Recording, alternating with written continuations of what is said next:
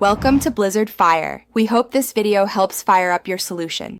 In this video, I will show you how to make salsa criolla, step by step. First, let's gather our fresh ingredients.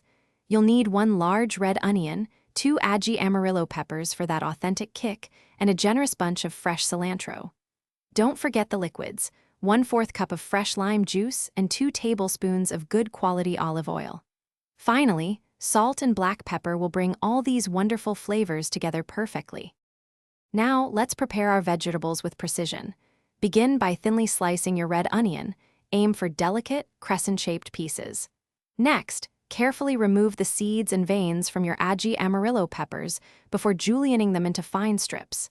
This step is crucial for balancing the heat.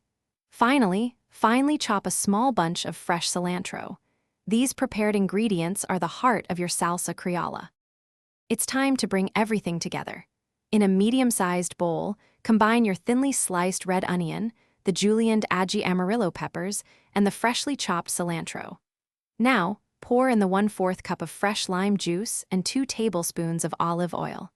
Season generously with salt and black pepper to taste. Gently toss all the ingredients until they are well combined and coated.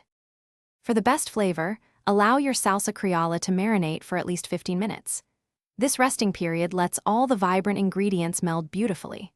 Serve this fresh, zesty salsa criolla as a perfect accompaniment to grilled meats, seafood, or even as a topping for sandwiches. It adds a bright, tangy kick to any dish.